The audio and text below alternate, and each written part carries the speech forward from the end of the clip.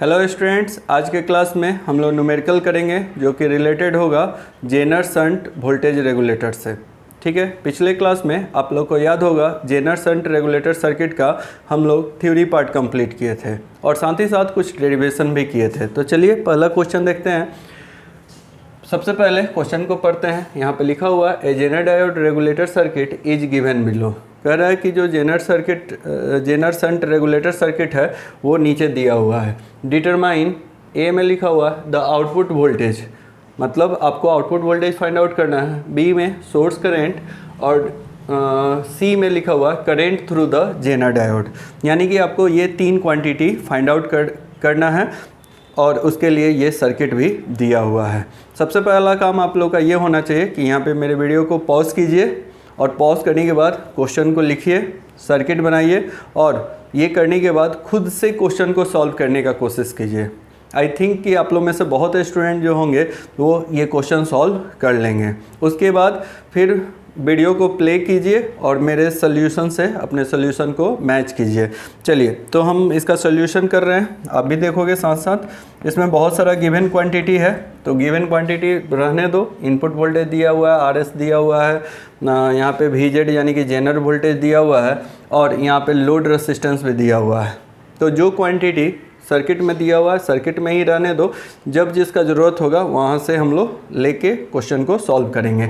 तो चलिए ए में देखिए क्या फाइंड आउट करना है। तो ए में हम लोग को फाइंड आउट करना है द आउटपुट वोल्टेज, ठीक है। अब सवाल ये है कि इसका आउटपुट वोल्टेज क्या होगा। तो आउटपुट वोल्टेज V0 से रिप्रेजेंट किया गया है। V0 का वैल्यू कैसे फाइंड आउट करते हैं, तो मैंने आप लोगों को जब थ्योरी पढ़ाया था तो उसमें बताया था कि यहाँ पे जब जेनर वोल्टेज गिवन होता है तो जेनर वोल्टेज का जो वैल्यू है वही V0 का वैल्यू होता है। क्यों ऐसा होता है, तो मैंने इसका कॉन्सेप्ट बताया था कि यहाँ पे जेनर डायोड और लोड दोनों पैरेलली कनेक्टेड होता है और जेनर डायोड चूँकि इस सर्किट में रिवर्स बायस में यूज होता है तो इसका वोल्टेज जो होता है फिक्स्ड होता है, यानी कि कांस्टेंट होता है। और उसके लिए मैंने बताया था कि यहाँ पे जेनर करंट का वैल्यू कितना भी बढ़ जाए या घट जाए, इसका वोल्टेज हमेशा क्या रहता है, कांस्टेंट रहता है। इसके लिए मैंने इसका VI कैरेक्टरिस्टिक्स भी बताया था, ठीक है, इस तरीके से। और मैंने बताया था कि इसका जो VZ वैल्यू होता है वो कांस्टेंट होता है। तो चलिए कोई बात नहीं, यहाँ पे ये पैरेलल कनेक्शन है और पैरेलल कनेक्शन में आप लोग जानते हो कि एलिमेंट्स के अक्रॉस वोल्टेज का वैल्यू क्या होता है, सेम होता है। तो अगर जेनर वोल्टेज 10 वोल्ट है तो आउटपुट वोल्टेज भी 10 वोल्ट होगा। तो लिखोगे the output voltage V0 equal to VZ equal to 10 volt, ठीक है। तो आउटपुट वोल्टेज यहाँ पे 10 वोल्ट आ गया, ठीक है। तो ये ए का आंसर हो गया। बी में देखो क्या फाइंड आउट करना है, सोर्स करंट। चलिए तो देखते हैं सोर्स करंट क्या होता है। यहाँ पे इस सर्किट में जो IS है ये सोर्स करंट होगा। IS को सोर्स करंट क्यों बोल रहे हो, तो उसको भी थोड़ा सा समझ लो। ये IS को सोर्स करंट इसलिए बोलते हैं क्योंकि ये सोर्स वोल्टेज के द्वारा प्रोड्यूस किया गया है। यहाँ पे इनपुट वोल्टेज को हम लोग सोर्स वोल्टेज बोलते हैं, इनपुट वोल्टेज को सोर्स वोल्टेज बोल रहे हैं और इसके द्वारा जो करंट प्रोड्यूस किया जाएगा उसको सोर्स करंट बोलेंगे। तो यहाँ पे इस सर्किट में IS इसका सोर्स करंट है और IS का वैल्यू निकालना बहुत ही आसान है। आप लोग को जब पिछले क्लास में मैंने वोल्टेज और करंट का इक्वेशन बताया था तो उसमें एक IS के लिए यानी कि सोर्स करंट का भी इक्वेशन बताया था, ठीक है, जो कि KVL से फाइंड आउट करते हैं।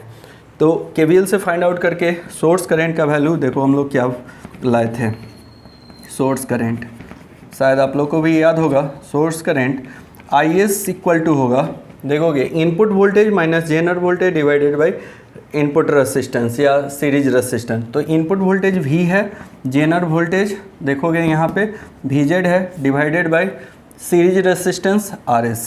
तो यहाँ पे RS पुट कर दोगे। अब क्या करना है, तो आपको 1 बाई 1 इन दोनों का वैल्यू पुट करना है, दोनों का नहीं, वोल्टेज का वैल्यू पुट करो, इनपुट वोल्टेज का, जेनर वोल्टेज का और सीरीज रेसिस्टेंस का, और उसके बाद इस इक्वेशन को सॉल्व कर लो। चलो देखो यहीं पे हम कर देते हैं। V का वैल्यू कितना भाई, तो V का वैल्यू है 15 वोल्ट, 15 वोल्ट माइनस VZ का वैल्यू है 10 वोल्ट डिवाइडेड बाई RS का वैल्यू है 100 ओम।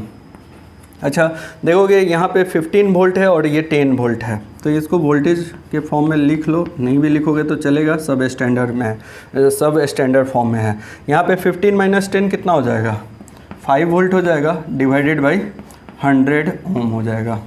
क्लियर है? अब इसको सॉल्व करोगे 5/100 0.05 एम्पियर आ जाएगा, यानी कि ये इसका वैल्यू हो गया। IS का वैल्यू आ गया 0.05 एम्पियर। तो इस तरीके से IS का वैल्यू हम लोग निकाल लिए। अब C में देखो क्या फाइंड आउट करना है। C में हम लोग को फाइंड आउट करना है current through the Zener diode. Current through the Zener diode यानी कि ये जेनर डायोड है, इसके थ्रू जो करंट फ्लो होता है उसको IZ से रिप्रेजेंट करता है, यानी कि हम लोग को IZ का वैल्यू फाइंड आउट करना है। अब सवाल ये है कि IZ का वैल्यू कैसे फाइंड आउट करेंगे। क्लियर है?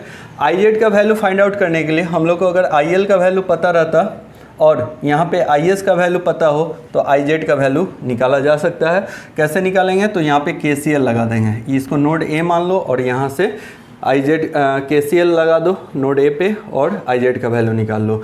तो क्वेश्चन ये है कि क्या IS का वैल्यू पता है? तो बिल्कुल पता है, अभी जस्ट फाइंड आउट किए हैं 0.05। IL का वैल्यू पता है, तो क्वेश्चन में मैं पूछ रहा हूँ कि क्या IL का वैल्यू पता है? तो आपका जवाब होना चाहिए कि सर नहीं पता है। बट क्या इसको फाइंड आउट किया जा सकता है?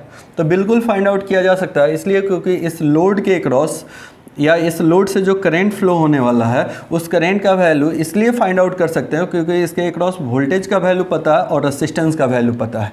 तो हम लोग सबसे पहले IL का वैल्यू फाइंड आउट कर लेते हैं। ठीक है, तो लिखोगे IL इक्वल टू, IL को लोड करंट बोला जाता है, इसको लिख सकते हो V0 डिवाइडेड बाई RL।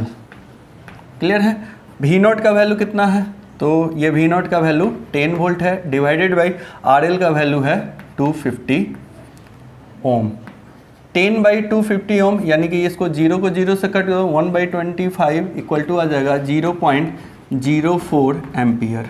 ठीक है, एम्पियर, क्योंकि ये वोल्टेज स्टैंडर्ड फॉर्म में यूनिट दिया हुआ वोल्टेज का और ये रेसिस्टेंस का भी स्टैंडर्ड फॉर्म ओम होता है। तो करंट का जो वैल्यू आएगा वो भी स्टैंडर्ड फॉर्म यानी कि एम्पियर में आ जाएगा। अब देखोगे क्या कि यहाँ से हम लोग को IL का भी वैल्यू पता चल गया, उस इक्वेशन से IS का वैल्यू ऑलरेडी पता है। तो हम लोग क्या करेंगे? KCL अप्लाई करेंगे। तो यहाँ पे लिखोगे apply KCL eight node A। अब नोड A पे KCL लिखोगे तो सम ऑफ इनकमिंग करंट, इस नोड पे सम ऑफ इनकमिंग करंट IS होगा, एक ही इनकमिंग करंट है और यहाँ से आउटगोइंग करंट दो है, एक IZ है और दूसरा IL है। ये IL ऐसे फ्लो हो रहा है, यहीं से फ्लो हो रहा है, इस नोड से ही फ्लो हो रहा है। तो लिखोगे sum of outgoing current IZ plus IL। Clear है? निकालना क्या है? तो IZ का वैल्यू निकालना है। तो IZ इक्वल टू कितना हो जाएगा? IS माइनस IL हो जाएगा। IS का वैल्यू कितना फाइंड आउट किया हो? 0.05 माइनस IL का वैल्यू कितना है? 0.04। अब इन दोनों को सब्ट्रैक्ट करोगे तो 0.01 एम्पियर इसका वैल्यू आ जाएगा। ठीक है, IZ का वैल्यू इस तरीके से निकाल लोगे। तो इस तरीके से हम लोगों ने A, B, C तीनों क्वांटिटी का वैल्यू फाइंड आउट कर लिया। और भी इस तरह का कुछ क्वेश्चन हो आपके पास तो उसको बनाइए। चलिए अब सेकेंड क्वेश्चन देखते हैं। तो आइए अब सेकेंड क्वेश्चन देखते हैं। यहाँ पे बोर्ड पे सेकेंड क्वेश्चन लिखा हुआ है। करना क्या है आप लोगों को पता है। पहले क्वेश्चन को अपने कॉपी पे लिखिए, यहाँ पे वीडियो को पॉज कर लीजिए, कॉपी पे अपना क्वेश्चन लिख लीजिए, फिर इसको खुद से सॉल्व करने का कोशिश कीजिए। उसके बाद फिर वीडियो को प्ले करके मेरे सोल्यूशन से अपने सोल्यूशन को मैच कर लीजिए। चलिए हम सोल्यूशन कर रहे हैं, आप इसको देखिए। ठीक है, गिवन क्वांटिटी अलग से लिखने का ज़रूरत नहीं है, ऑलरेडी जो सर्किट में चीज़ें दिया हुआ है उसी को यूज करके हम लोग क्वेश्चन को सॉल्व करेंगे। सबसे पहले क्वेश्चन को पढ़ते हैं। For the given below regulated circuit find, A में लिखा हुआ है रेगुलेटेड वोल्टेज, बी में लिखा हुआ है लोड रेजिस्टेंस, सी में अनरेगुलेटेड वोल्टेज और डी में पीजेड। यानी कि ये गिवन सर्किट है, इसमें पहला रेगुलेटेड वोल्टेज फाइंड आउट करना है।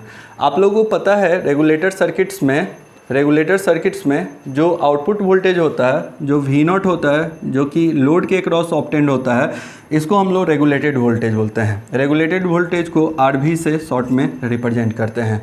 और एक क्वांटिटी और होता है इनपुट वोल्टेज। इनपुट वोल्टेज को हम लोग अनरेगुलेटेड वोल्टेज बोलते हैं। ये बात मैंने ऑलरेडी आप लोग को बता रखा है। आउटपुट वोल्टेज को रेगुलेटेड वोल्टेज और इनपुट को अनरेगुलेटेड वोल्टेज शॉर्ट में URV अनरेगुलेटेड वोल्टेज बोलते हैं। क्लियर है। तो चलिए अब हम लोग को क्या फाइंड आउट करना है, रेगुलेटेड वोल्टेज। तो रेगुलेटेड वोल्टेज यहाँ पे इस सर्किट के लिए क्या हो जाएगा, तो आउटपुट वोल्टेज वी नॉट को रेगुलेटेड वोल्टेज बोलते हैं। तो आप लिख सकते हो ए में regulated voltage, regulated voltage, regulated voltage का वैल्यू कितना हो जाएगा।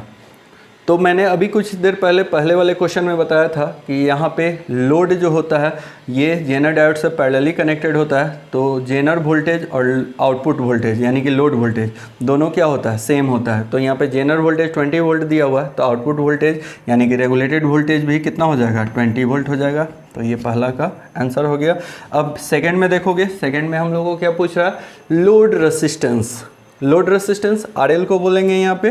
लोड रेसिस्टेंस कैसे निकालोगे, तो यहाँ पे 20 वोल्ट ला लिए हो तो लिख लो ताकि थोड़ा सा समझने में आसान हो जाता है। अब देखो लोड रेसिस्टेंस निकालना भी बड़ा आसान है। आउटपुट वोल्टेज यानी कि लोड के अक्रॉस वोल्टेज हम लोग को पता है और इससे फ्लो होने वाला करंट का भी वैल्यू पता है, ठीक है। तो RL निकाल सकते हो, load resistance RL equal to लिख सकते हो, हम शॉर्ट में RL ही डायरेक्ट लिख रहे हैं, V0 divided by IL। V0 का वैल्यू है 20 और IL का वैल्यू है, ये 20 वोल्ट लिख लो, और IL का वैल्यू है 500 मिली एम्पियर। अब इसको सॉल्व करो, यहाँ पे लिखोगे 20 डिवाइडेड बाई 500 मिली एम्पियर को 10⁻³ से कन्वर्ट कर दोगे, मल्टीप्लाई कर दोगे तो ये एम्पियर में आ जाएगा। चूँकि ऊपर में वोल्टेज के फॉर्म में दिया हुआ, वोल्ट के फॉर्म में वोल्टेज दिया हुआ, तो इस करेंट को भी हम लोग एम्पियर के फॉर्म में कन्वर्ट कर लेंगे। इस तरीके से एम्पियर आ जाएगा। अब देखो इसको सॉल्व करो, 10⁻³ को ऊपर भेज देते हैं तो क्वेश्चन करना और आसान हो जाएगा। 10⁻³ ऊपर जाएगा तो 1000 हो जाएगा, क्लियर है, डिवाइडेड बाई 500। 500 से 1000 कट जाएगा 2 बार में, तो 20 × 2 हो जाएगा 40, यानी कि 40 ओम इसका वैल्यू आ गया। RL का वैल्यू कितना हो गया, 40 ओम। ये एक आंसर हो गया। और आगे देखिए, अब बी के बाद सी पे आएंगे, अनरेगुलेटेड वोल्टेज फाइंड आउट करना है। अनरेगुलेटेड वोल्टेज अभी कुछ देर पहले बताया है, इनपुट वोल्टेज को बोलते हैं। अब इनपुट वोल्टेज कैसे निकालोगे, इस सर्किट में इनपुट वोल्टेज का वैल्यू दिया नहीं हुआ, तो इसको निकालने का तरीका होगा कि यहाँ पे KVL लगाएंगे। जब ये इस लूप में KVL लगाओगे तो 3 वोल्टेज का इक्वेशन मिलेगा। पहला मिलेगा VI का, और दूसरा मिलेगा IS RS यानी कि एक वोल्टेज ड्रॉप यहाँ पे मिलेगा, और तीसरा VZ। यहाँ पे KVL लगाओगे तो थ्योरी पार्ट में ये इस तरह का हमने बताया था। तो यहाँ पे होगा क्या कि VI का वैल्यू निकालना है तो IS RS निकालना होगा। RS का तो वैल्यू पता है बट IS का वैल्यू नहीं पता है। तो सबसे पहले आपको IS का वैल्यू फाइंड आउट करना पड़ेगा। IS का वैल्यू कैसे फाइंड आउट करेंगे, तो इसके लिए भी बहुत ज़्यादा दिमाग लगाने का ज़रूरत नहीं है। यहाँ पे IS, जैसे पहले क्वेश्चन में IS का वैल्यू फाइंड आउट किए थे, वैसे ही उस फार्मूला से IS का वैल्यू आप नहीं फाइंड आउट कर सकते हो। इसलिए क्योंकि यहाँ पे V1 - VZ divided by RS करोगे तो यहाँ पे VI का वैल्यू पता नहीं है, तो इस तरीके से नहीं बनेगा। तो IS को सॉल्व करने का एक तरीका होगा कि नोड A पे KCL लगाओ। IZ का वैल्यू पता है और IL का वैल्यू पता है। IZ का जो वैल्यू है 10% ऑफ IL है, ठीक है, और IL का वैल्यू ऑलरेडी दिया हुआ है, तो IS का वैल्यू निकाला जा सकता है। तो सबसे पहले IS का वैल्यू निकालो। IS इक्वल टू हो जाएगा, देखोगे IZ प्लस IL, यही होगा। IZ का वैल्यू कितना है, तो देखो लिखोगे यहाँ पे 10% ऑफ IL प्लस IL, ठीक है। अब वैल्यू पुट करो, 10% ऑफ IL का मतलब क्या कि IL का वैल्यू 500 मिली एम्पियर है, तो लिख लोगे 500 milliampere into IL। 10% of IL का मतलब होगा कि 500 मिली एम्पियर IL का वैल्यू है, तो इंटू 10⁻100 कर दोगे, प्लस IL का वैल्यू यहाँ पे अलग से 500 दिया हुआ, क्लियर है। अब थोड़ा सॉल्व करो, 2 0 से 2 0 इसका कैंसिल हो जाएगा, 5 × 10 50 milliampere plus 500 milliampere. 50 milliampere plus 500 milliampere equal to हो जाएगा 550 मिली एम्पियर, क्लियर है। ये अभी सिर्फ IS का वैल्यू हम लोग निकालना हम लोग को फाइनली क्या है, तो VI का वैल्यू निकालना। अब VI का वैल्यू निकालो तो लिखोगे apply KVL in the input part of CKT मतलब सर्किट। लगाओ KVL तो लिखोगे VI equal to IS RS plus VZ। IS का वैल्यू कितना है तो अभी फाइंड आउट किए 550 मिली एम्पियर। IS का value 550 milliampere into RS का वैल्यू कितना है तो इसको RS बोलते हैं, इसको सोर्स रेसिस्टेंस बोलते हैं। RS का वैल्यू है 1 किलो ओम प्लस VZ का वैल्यू कितना है 20 वोल्ट। आए बात समझ में। अब इसको सॉल्व करो, 550 मिली एम्पियर है, ये किलो ओम है तो milliampere kilo ohm cancel हो जाएगा, तो ये आ जाएगा 550 वोल्ट प्लस 20 वोल्ट। इन दोनों को जोड़ोगे तो 570 वोल्ट आ जाएगा अनरेगुलेटेड वोल्टेज का वैल्यू। URV का वैल्यू कितना आ जाएगा 570 वोल्ट आ जाएगा। तो ये भी आ गया हम लोग का आंसर। सी में देखो क्या फाइंड आउट डी में क्या फाइंड आउट करना है PZ। PZ का मतलब क्या है तो PZ का मतलब है power dissipation by Zener diode. PZ का मतलब है power dissipation by Zener diode. यहाँ पे जो जेनर डायोड यूज़ किया गया ये कितना पावर डेसिपेट कर रहा है तो पावर का फार्मूला आप लोग जानते होंगे, 3 पावर का फार्मूला होता है, V इंटू आई होता है, I² R होता है, V² बाई R होता है। तो तीनों में से देख लो कौन सा फार्मूला से पावर फाइंड आउट किया जा सकता है। तो आपके दिमाग में एक आइडिया आएगा कि यहाँ पे IZ का वैल्यू पता है और वोल्टेज पता है, VZ का वैल्यू पता है, तो PZ इक्वल टू लिखोगे IZ इंटू VZ। अब IZ का वैल्यू कितना है तो देखो IZ का वैल्यू यहाँ पे निकालना है, 10% ऑफ IL था, जब इसको फाइंड आउट किए थे तो 50 मिली एम्पियर आया था, तो IZ का वैल्यू हो जाएगा 50 मिली एम्पियर इनटू VZ का वैल्यू कितना है तो VZ का वैल्यू है 20 वोल्ट। इसको सॉल्व करोगे तो ये आ जाएगा 1000 मिली वाट, और 1000 मिली वाट इक्वल टू होता है 1 वाट, यानी कि आपको जेनर डायोड के द्वारा जो पावर डेसिपेशन किया जा रहा है वो है 1 वाट। 1 वाट का पावर डेसिपेशन ये जेनर डायोड यहाँ पे दे रहा है। तो इस तरीके से हम लोग 2 क्वेश्चन यहाँ पे कर लिए। चलिए आपके पास और भी क्वेश्चन बैंक वगैरह हो तो उससे क्वेश्चन बनाइए। अगले वीडियो में मिलते हैं। Thank you.